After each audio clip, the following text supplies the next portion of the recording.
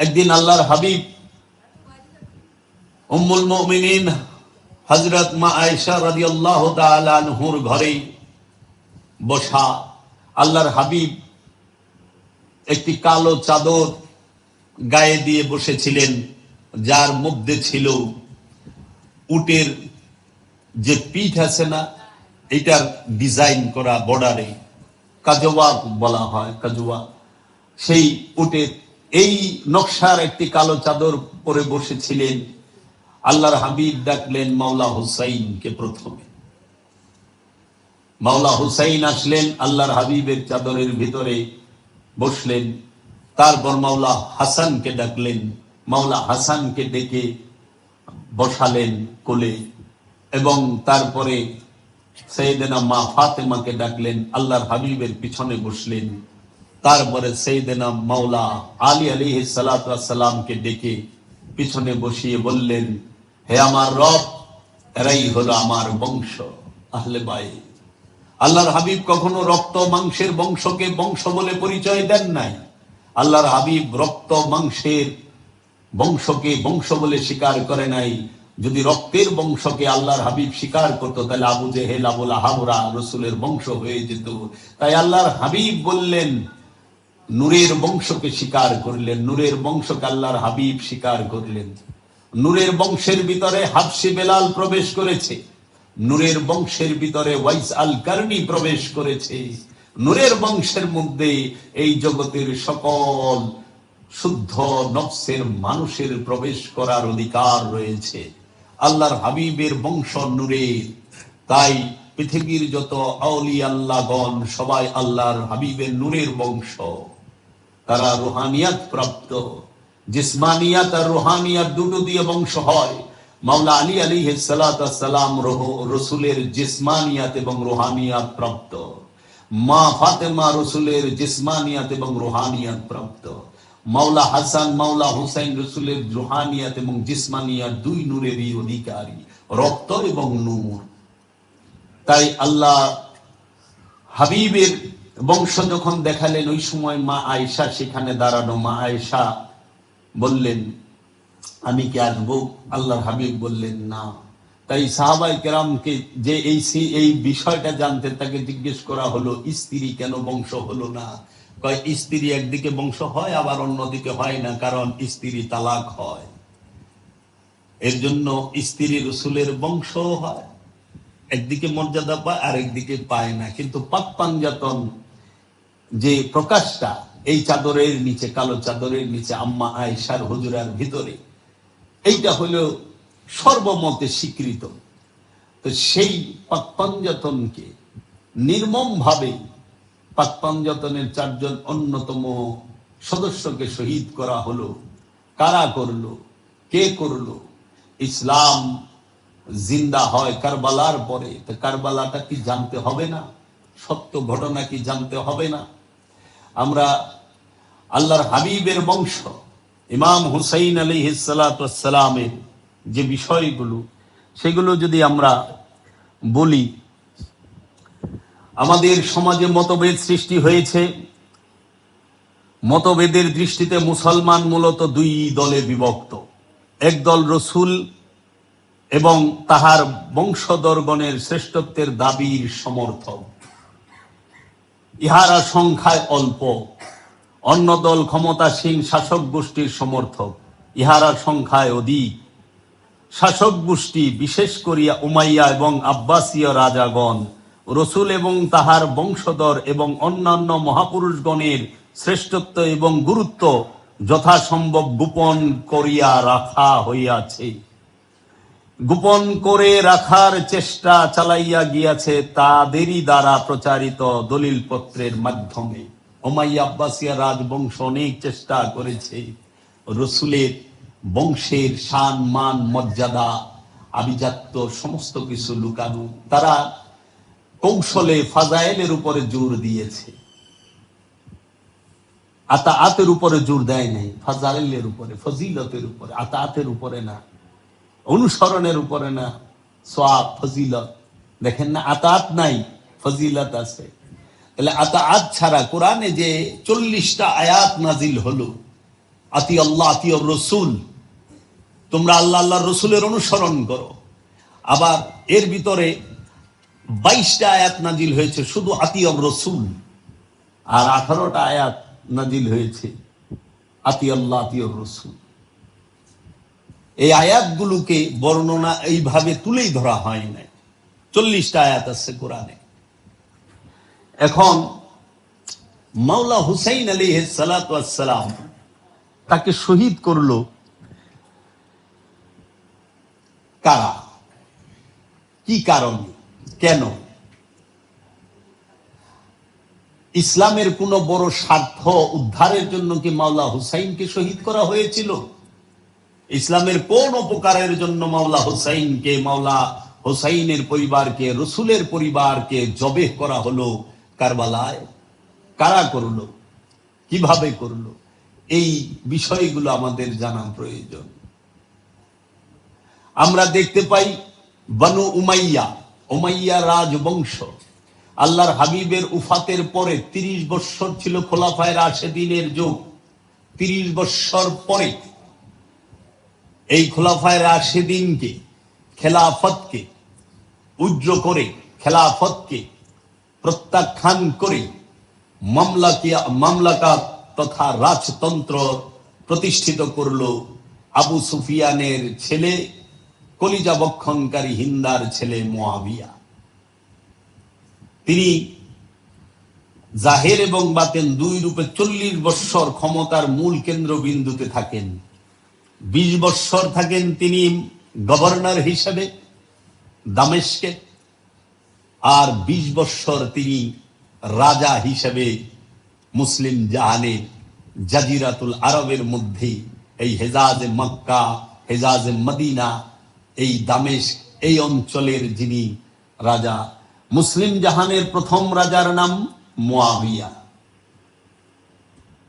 এখন মাওলা হুসাইনের পরিচয় জানলাম, তো যারা মাওলা হুসাইনকে কতল করেছেন, জবেহ করেছেন, তাদের পরিচয়টা জানা জরুরি না? আসেন আমরা তাদের পরিচয়টা একটু জেনে নেই, বুঝতে সুবিধা হবে। মাওলা হুসাইন আলাইহিস সালাতু ওয়াস সালামকে যারা শহীদ করেছেন তাদের পরিচয় শুনে নেন। আল্লাহর হাবিব রাহমাতাল লিল আলামিন সরকার দু আলম আবুল কাসিম মুহাম্মদ সাল্লাল্লাহু আলাইহি ওয়াসাল্লাম এই জগতে আবির্ভাব করার পরে, আবির্ভাব হওয়ার পরে আল্লাহর হাবিব মক্কার কুরাইশ বংশে হাশিমি গোত্রে তিনি ইমাম আব্দুল মুত্তালিব আলাইহিস সালাতু ওয়াস সালামের ছেলে ইমাম আব্দুল্লাহ আলাইহিস সালাতু ওয়াস সালামের ঘরে জন্মগ্রহণ, আবির্ভাব হন। আল্লাহর হাবিব ছোটবেলা থেকেই মক্কার কুরাইশদের কাছে, মক্কার মানুষের কাছে আল আমিন নামে পরিচিত ছিলেন। আল্লাহর হাবিব আল আমিন নামে যখন পরিচিত, তখন আল্লাহর হাবিবের কাছে সবাই আমানত রাখত, সম্পদ জমা রাখত, অর্থ জমা রাখত, দলিল দস্তাবেজ জমা রাখত এবং সাহায্যের জন্য আসতো। যেই মুহূর্তে আল্লাহর হাবিব 40 বৎসর বয়সে সর্বপ্রথম নবুয়াত এবং রিসালাত প্রকাশ করলেন, আল্লাহর হাবিব এই 40 বৎসরের ভিতরে 25 বৎসর বয়সে আল্লাহর হাবিব বিবাহ করেন সাইয়েদনা মা খাদিজাতুল কুবরাকে। 25 বৎসর বয়সের পর থেকে আল্লাহর হাবিব 15 বৎসর 1 মাস 19 দিন সময়ে অসময়ে হেরা পর্বতে মুরাকাবা মুশাহেদা করেছিলেন। যদি বলা হয় ইসলাম এসেছে নবুয়ত প্রকাশের পরে, তাহলে প্রশ্ন থেকে যায় আল্লাহর হাবিব হেরা পর্বতে কার ধ্যান করলেন, কোন জিকির করলেন, কোন তাসবিহ পাঠ করলেন? কোন জিকির, কোন তাসবিহ পাঠ করার কারণে 40 বৎসর বয়সে হেরা পর্বতে আল্লাহর হাবিবের কাছে রবের তরফ হইতে রুহুল আমিনের আগমন হলো। রুহুল আমিন দেখা দিলেন, আল্লাহর হাবিবের সিনা মুবারকে চাপ দিয়ে বললেন, ইকরা বিইসমি রাব্বিকাল্লাযী খালাক, খালাকাল ইনসানা মিন আলাক, ইকরা ওয়া রাব্বুকাল আকরামাল্লাযী আল্লামা বিল কালাম। কোন ওজিফা, কোন আমল, কোন ইবাদত করলেন হেরা পর্বতে? রুহুল আমিনকে দেখার পরে, কোরআনের আয়াত নাজিল হওয়ার পরে এসে সমাজের বুকে রিসালাত প্রকাশ করেছেন, নবুয়াত প্রকাশ করেছেন। আনা নবী মুহাম্মদ সাল্লাল্লাহু আলাইহি সাল্লাম বলেছেন এসে। তাহলে কোন ওজিফা, কোন ধ্যান, কার রূপের ধ্যান করলেন আল্লাহর হাবিব? কোন ইবাদত করলেন হেরা পর্বতে? এমন ইবাদত যে ইবাদতের কারণে রব্বুল আলামিন স্বয়ং রুহুল আমিন রূপে আগমন করলেন, ফেরেশতা আসলেন, কোরআন নাজিল হলো, নবুয়ত প্রকাশ হলো, নবুয়ত প্রাপ্ত হলেন, রিসালাত প্রাপ্ত হলেন। আল্লাহর হাবিব কি 40 বছরে নবী হয়েছেন? না।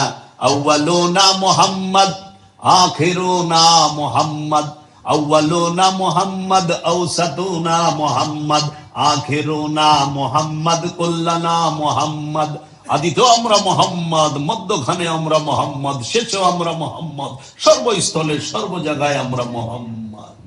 আল্লাহর হাবিব নবী হয়ে আগমন করেছেন, রসুল হয়ে আগমন করেছেন, প্রকাশ করেছেন 40 বছর বয়সে। আলামিন হিসেবে সবাই সম্পদ জমা রাখতো, ধন জমা রাখতো, ইজ্জত আবরু জমা রাখতো। যেই মুহূর্তে বলছে আমি নবী, ইয়া আইয়ুহান নাস কুলু লা ইলাহা ইল্লাল্লাহ তুফলিহুন, হে মানুষেরা তোমরা বলো লা ইলাহা ইল্লাল্লাহ তুফলিহুন, তোমরা ইল্লাল্লাহ, লা এক আল্লাহর ইবাদত করো, লা শারীকা লাহু, আল্লাহর শরীকের বাহিরে কিছু নাই, ওয়াহিদাহু, তিনি এক, লা শারীকা লাহু, তার শরীকের বাহিরে কিছু নাই, লা মাওজুদা ইল্লাল্লাহ, আল্লাহর অস্তিত্বের বাহিরে কিচ্ছু নাই। তাই তোমরা বলো লা ইলাহা ইল্লাল্লাহ মুহাম্মদ রাসূলুল্লাহ সাল্লাল্লাহু আলাইহি ওয়াসাল্লাম। সেই আল্লাহর হাবিব ওই মুহূর্তে মক্কার মানুষের দুশমন হয়ে গেলেন, কাবার মানুষের, মক্কার মানুষের দুশমন হয়ে গেলেন। আলামিন আর আলামিন রইলেন না, তখন হয়ে গেলেন সবচেয়ে বড় দুশমন। হে মোহাম্মদ, তুমি কি আমাদের বাপদাদার ধর্ম নষ্ট করতে এসেছো? বাপদাদার ধর্ম কারা করত? আবু সুফিয়ান, আবু জাহেল, আবু লাহাবরা করত, মক্কার মানুষেরা করত। হে মোহাম্মদ, তুমি তো আমাদের সমস্ত কিছু উলট পালট করে দিচ্ছ। আল্লাহর হাবিব যখন নবুয়ত প্রকাশ করলেন, রিসালাত প্রকাশ করলেন, তখন আল্লাহর হাবিবের কাছে কেউ আমানত রাখে নাই, তলোয়ার নিয়ে রাতের অন্ধকারে হত্যা করতে এসেছে। আল্লাহর হাবিবকে এক ঘরে করেছে। আল্লাহর হাবিবের বংশের সাথে, আল্লাহর হাবিবের প্রেমিক যারা, তাদের সাথে কেউ তাদের কন্যাকে বিবাহ দেয় নাই, তাদের ছেলেদেরকে বিয়ে করায় নাই, তাদের কাছে সদাই বিক্রি করতো না। কিভাবে মুসলমানদের মধ্যে চাচাতো ভাই চাচাতো বোনের বিবাহ হয়, ফুফাতো ভাই মামাতো ভাইয়ের বোনের বিবাহ, মামাতো ফুফাতোর বিবাহ হয়, চাচাতো খালাতোর বিবাহ হয়, কিভাবে এই সম্পর্কটা আসলো? যখন আল্লাহর হাবিবকে মক্কার মানুষেরা এক ঘরে করলো, আল্লাহর হাবিবের সাপোর্টার যারা, আল্লাহর হাবিবের প্রেমিক যারা, আল্লাহর হাবিবের সাথে যারা সম্পর্ক রেখেছে, তাদের কাছে মেয়ে বিবাহ দিবে না, ছেলে বিয়ে করাবে না। আল্লাহর হাবিব বলল, সবাই তো বিয়ের উপযুক্ত ছাড়িয়ে যাচ্ছে, তখন এক কাজ করো, তোমার এক ভাইয়ের মেয়ে আরেক ভাইয়ের ছেলে, এক বোনের মেয়ে আরেক ভাইয়ের ছেলে, এইভাবে বিয়েটা আসলো। এই যে চাচতো ভাই, খালাতো ভাই, মামতো ভাই, ফুফাতো ভাই বোনের যে বিবাহের রীতি চালু হয়, এইভাবে এক গোড়া করা ঠিক। তাই এক গোড়া করা এটা কাফেরদের দর্শন, কাফেরদের চরিত্র। রাতের অন্ধকারে আল্লাহর হাবিবকে হত্যার প্ল্যান করে, এটা কাফেরদের চরিত্র। আল্লাহর হাবিবের বিরুদ্ধে 27টা যুদ্ধ হইল।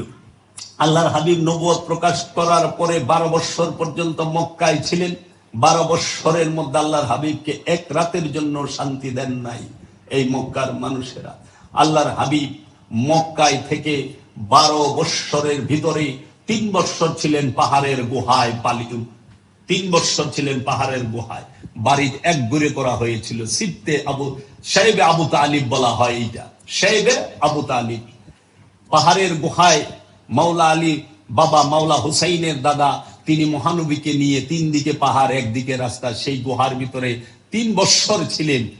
আর মাওলা হুসাইন আলাইহিস সালাতু ওয়াস সালাম সেই মদিনা থেকে যখন মক্কায় চলে এলেন, এজিদ ক্ষমতা গ্রহণের পরে, সেই সাহেবে আবু তালিব ওই গুহার ভিতরে মাওলা হুসাইন 4 মাস 6 দিন অবস্থান করেছিলেন।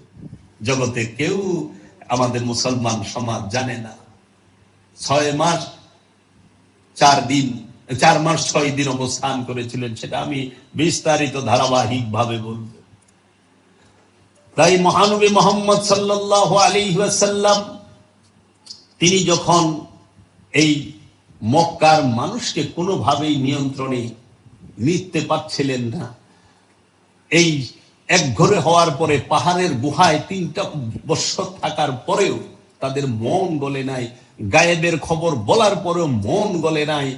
এই পাহাড়ের গুহার থেকে আসার পরে মহানবীর চাচা, মহানবীর স্ত্রী মা খাদিজা এবং মহানবীর চাচা ইমাম আবু তালিব আলাইহিস সালাম পর্দা গ্রহণ করলেন 2 দিনের ব্যবধানে। মানে 4 দিনের ভিতরে এক বাড়িতে 2 জন মানুষ পর্দা করলেন। রাসূল দাফন কাফন করলেন। রাসূল সে ভাঙা হৃদয় তার। এই সুযোগে কাফেরেরা বলল যে এই সুযোগ, ওনার পাশে গার্জেনও নাই, স্ত্রীও নাই, মেয়েরা ভালাম। আবু জেহেলরা দারুন নুতবাদ, নাম গিলা শুনেন, মনে কাজে লাগবো। দারুন নুতবাদ 40 কাফেরের বোর্ড বসলো। আবু জেহেলের গুরুর নাম ছিল শেখ নাজদি, আব্দুল হাদ নাজদি না, শেখ নাজদি আবু জেহেলের গুরু। সে যখন আসে মিটিং করে, কাবার ভাগা ভাগা কাফেরেরা, আবু সুফিয়ান, আবু জেহেল, আবুল আহাব, সাইবা, আবুল হেকাম, উতবা, মুগিরা, জুলখাইসরা, এরা মিটিং করে মোহাম্মদকে চিরতরে মেরে ফেলা হবে। কেউ বলে না বাইন্দা পিটাই, কেউ বলে দেশ থেকে তাড়াই দেই, বিতাড়িত করি, নির্বাসনে পাঠাই দেই, মানে অনেক প্রস্তাব রাখছে। লাস্ট আবু জেহেল প্রস্তাব রেখেছিল, এই আবু সুফিয়ানরা প্রস্তাব রেখেছিল যে তাকে রাতের আধারে ঘরের মধ্যে হামলা করে ঘর থেকে বের হলে আমরা মেরে ফেলবো। এটাই শেখ নাজদি, তাদের যিনি গুরু ছিলেন, সে এইটাকে সমর্থন করলেন এবং ওইটাই ফাইনাল। 40 জন কাফের গিয়েছিল আল্লাহর হাবিবের ঘর ঘেরাও করার জন্য। আল্লাহর হাবিবের ঘর ঘেরাও করার পরে 40 কাফেরে 80টা চোখ দিয়া দেখতেছে। মহানবী মাওলা আলীকে বললেন, আলী আমার বিছানায় সহ, আমি হিজরত করব। আল্লাহর হাবিব হিজরত করে মদিনায় চলে গেলেন মাওলা আলীকে রেখে। বললেন 3 দিনের ভিতরে তুমি সবার আমানত ফেরত দিয়ে তুমি ফাতেমাকে সহ সবাইকে নিয়ে তুমি মদিনায় আসবে। আমি মদিনার আগে অবস্থান করব। মদিনার আগে এক গ্রামে আল্লাহ রসুল এক সাহাবীর এক প্রেমিকের বাড়িতে অবস্থান করে 3 দিন পরে যখন সমস্ত কিছু দিয়ে মাওলা আলী মদিনার উদ্দেশ্যে রওনা হলেন, একত্রে মদিনায় ঢুকে তখন মদিনাবাসী সুস্বাগতম জানিয়েছিলেন, তালা আল বদরু আলাইনা মিন সানিয়াতিল বিদা। এই কথা, এই উচ্চস্বরে ফুল বাজিয়ে, ফুল ছিটিয়ে এবং দপ বাজিয়ে, ঢোল বাজিয়ে, সিঙ্গা বাজিয়ে আল্লাহ রসুলকে সেই রকম ভাবে স্বাগত জানিয়ে রিসিভ করেছেন আনসারগণ। মদিনাবাসীকে বলা হয় আনসার, আর মক্কাবাসীকে বলা হয় মুশরিক। মক্কার মানুষ ছিল মুশরিক আর মদিনা ছিল আনসার। সেই মক্কার মানুষের হাতছাড়া হয়ে গেল মহানবী মুহাম্মদ সাল্লাল্লাহু আলাইহি ওয়াসাল্লাম। তখন তারা মক্কা থেকে মদিনায় প্রায় 600 মাইল দূরে বদরের যুদ্ধ করতে গেলেন। সেই যুদ্ধে আল্লাহর হাবিবকে হত্যা করার জন্য সশরীরে এই এজিদের দাদা আবু সুফিয়ান মুয়াবিয়ার বাবা ছিলেন এবং তিনি ছিলেন এই আহলে কুফা, এই মক্কার আইয়ামে জাহিলিয়াতের জাহিলি যুগের সরদার তিনি ছিলেন। সেই বদরের যুদ্ধে মহানবীর সাথে মুখোমুখি হয়ে যে আবু সুফিয়ানের শ্বশুর হিন্দার বাপ, তার নাম হলো উতবা, উতবা মারা যায়, উতবাকে মেরে ফেলা হয়। উতবার ছেলের নাম ওয়ালিদ বিন উতবা, যে মক্কার গভর্নর, মদিনার গভর্নর ছিল ইমাম হুসাইনের আমলে, ইমাম হুসাইন মুয়াবিয়ার আমলে মদিনার গভর্নর ছিল। আপন মামুরে গভর্নর বানাইছে মুয়াবিয়া মদিনার, আপন মামু উতবা, ওয়ালিদ বিন উতবা। এই উতবা তার নানা ছিল। বদরের যুদ্ধ উতবাকে হত্যা করা হয় এবং আরো অনেকেই হত্যা হয়। আরবের মক্কার 8 জন ভাগা ভাগা পালোয়ানা ছিল, মারহাব ছিল। এমন এক পালোয়ানা ছিল যার নাস্তায় বলে 2টা উট লাগতো, এমন এক পালোয়ান। এক মাওলা আলী তাকে শায়েস্তা করেছেন। তো সবার খনসা ছিল আল্লাহর রসুলের মূল ঢাইন শক্তি তো আলী, তাকে ধর। আল্লাহর রসুলের রুহানি তাজাল্লি, নূরের যে তাজাল্লি মাওলা আলীর মধ্যে ভরা, মাওলা আলীকে স্পর্শ করে এরকম কে আছে জগতে যে খায়বার দুর্গের গেট এক হাত দিয়া টান দিয়া ছিঁড়ে ফেলে সে ঢাল বানায়া যুদ্ধ করছে। আর সেই মাওলা আলীকে রসুল বলেছেন, খাইবারের যুদ্ধের মধ্যে আমি কাল সকালে এমন একজন পুরুষকে আমার ঝান্ডা দেব, সে বিজয় ছিনিয়ে আনবে, সে কোনোদিন পিছ পা হবে না। সে হচ্ছে, সবাই অপেক্ষায় সাহাবায়ে আজমাইন বসে আছে কার কপালে জোটে। তখন রসুল সকালে উঠে বলে, আলী কোথায়? আল্লাহ রসুল কে বলল যে আলী একটু অসুস্থ, চোখ উঠছে। আওলাদ রসুলের রোগ হয় না, রোগ নেয় আওলাদ রসুলের তিনটাই হয়, চোখ উঠে, সর্দি কাশি, জ্বর। এইটা মেডিকেল সায়েন্সের রোগ না। তখন আল্লাহর হাবিব বললেন, আলীকে ডাকো। ডাকার সঙ্গে সঙ্গে আল্লাহর হাবিব লোয়াবে দাহান, মুখের লালা মুবারক নিয়ে চোখে লাগিয়ে দিয়ে বললেন আলী। সঙ্গে সঙ্গে মাওলা আলী ভালো, তার হাতে জান্ডা দিলেন। সেই আবু সুফিয়ান, সে তার যে শ্বশুর উতবা, সে যে হত্যা হইল বদরেই, তার বদলা নেবার জন্য ওহুদের যুদ্ধে মেয়ে, ওই উতবার মেয়ে হিন্দা, সে সশরীরে মক্কা থেকে মদিনায় গিয়েছে। ওহুদের পাহাড়ে যুদ্ধটা হয়, মক্কা থেকে মদিনায় যায় এই আবু সুফিয়ান, হিন্দা, এই মবিয়া, এই সমস্ত কাফেরেরা আল্লাহর হাবিবকে হত্যা করার জন্য। এবং ওহুদের ময়দানে গিয়ে আল্লাহর হাবিবকে আঘাত করে দান্দান মোবারক শহীদ করেছিলেন দুটো এই কাফেরেরা। আল্লাহ রসুলকে ফেলে রেখে সবাই ভয়ে চলে গিয়েছিল।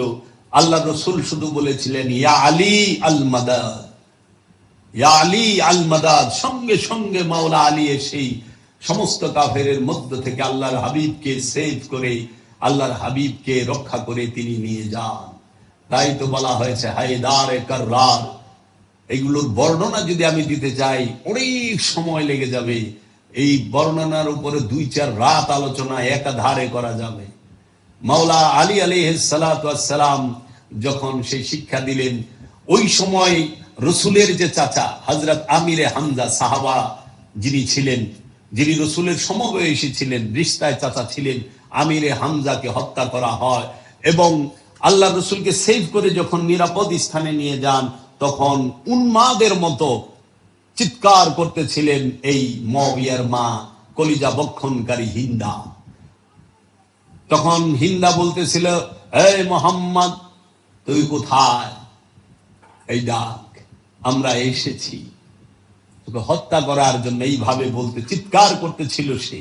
তখন সে জিদ্দে হযরত আমির হামজা রাদিয়াল্লাহু তাআলা আনহুর দেহ মুবারক, লাশ মুবারক পড়েছিল, সেইখানে সেই লাশের বুক ফেরে সে প্রথমে কি করে, লাশের হাতের কজি কাটে, কানের রতি কাটে, ঠোঁট কাটে, নাকের মাথা কাটে, কেটে শেষ ওই সুতা দিয়ে হাড় বানায় গলায় পরে, আর তার বুক ফাইরা জিদ্দে ওই কলিজার ঝোপা বের করে কাঁচা কলিজা চাবায়া খায়, আর উন্মাদের মতো চিৎকার করতে থাকে এই মুআবিয়ার মা।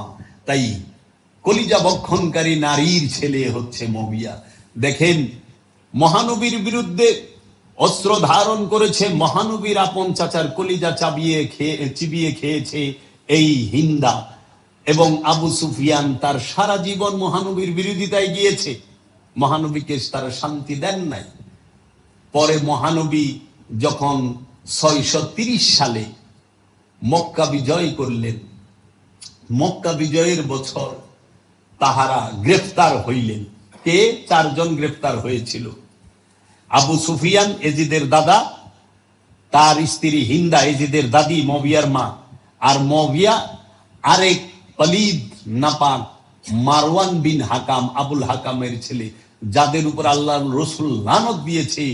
ওই আবুল হাকামের উপরেও লানত, আবুল হাকামের ছেলের উপরেও লানত। গিরগিটির বাচ্চা বইলা রসুল সম্বোধন করেছিলেন।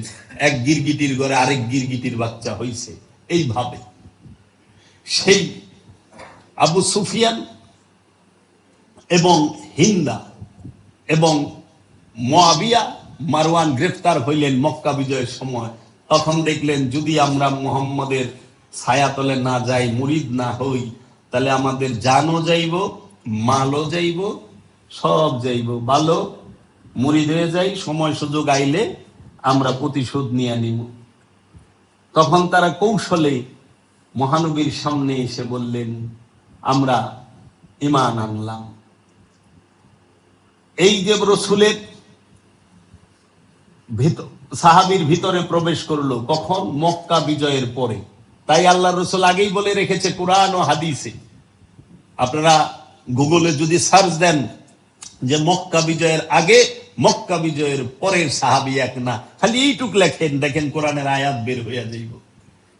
মক্কা বিজয়ের আগের সাহাবী এবং মক্কা বিজয়ের পরের সাহাবী সমান না।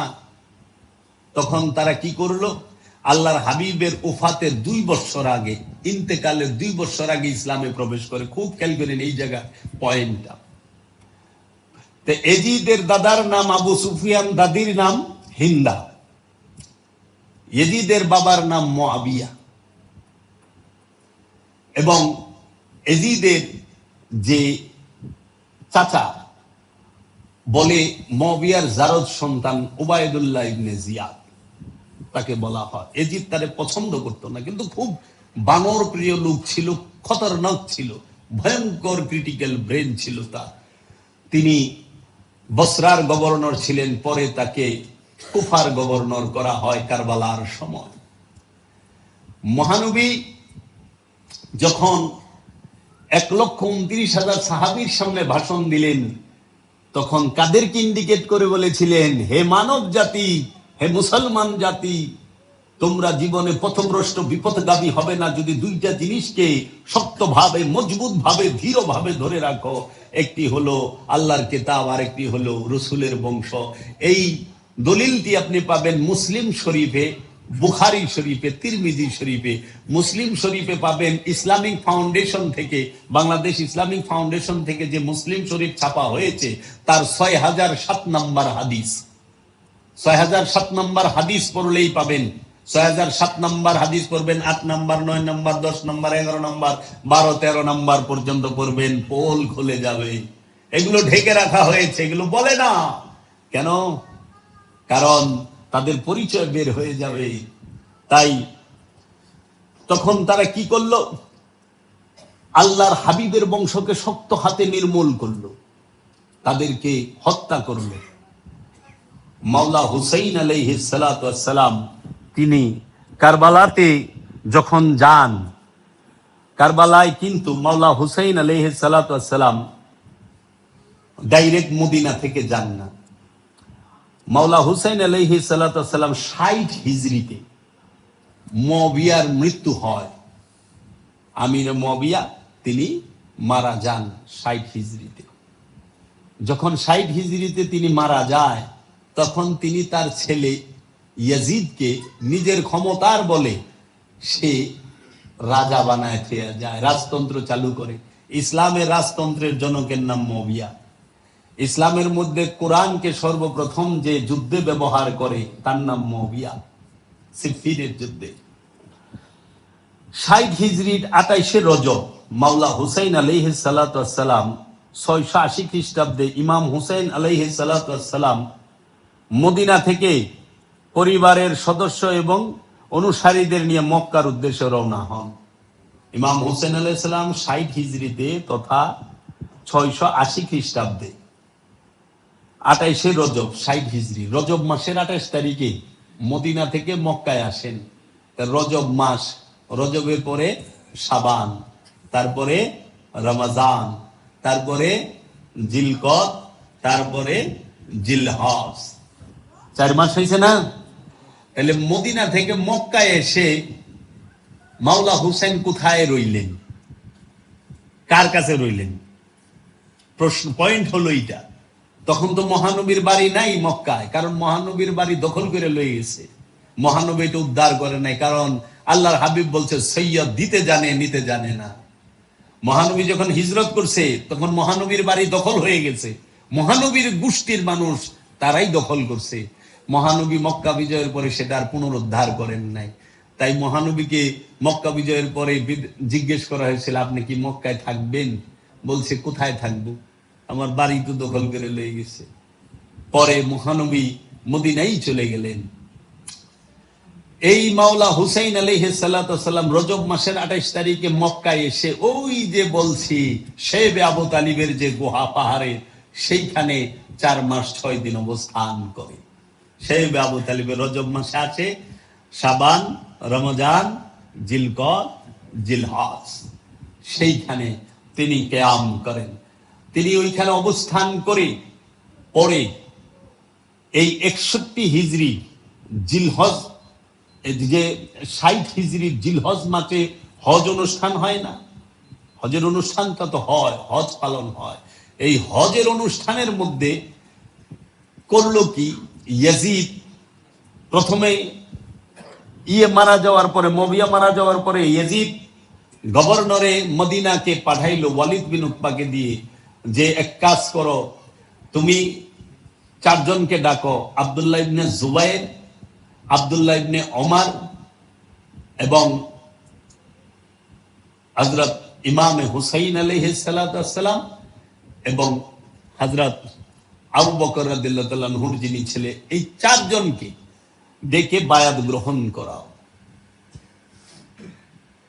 তো তারা কেউই গেলেন না। মাওলা হুসাইনের উপরে বেশি জোর ছিলেন, কারণ সেই সময়ের মধ্যে আসমানের নিচে জমিনের উপরে মাওলা হুসাইনের থেকে সম্মানিত এবং মর্যাদার দিকে শ্রেষ্ঠ দ্বিতীয় কোনো ব্যক্তি ছিল না। আর তাকে যদি ইয়াজিদ বায়াত করাইতে পারে তাহলে ইয়াজিদের সব হালাল হয়ে যায়, কারণ বড় যখন মাইনা নেয় তখন তো হালাল হয়ে যায়। ইয়াজিদের টার্গেটই ছিল মাওলা হুসাইন, যদি সে বায়াত গ্রহণ না করে তাকে গ্রেফতার করো এবং তাকে হত্যা করো।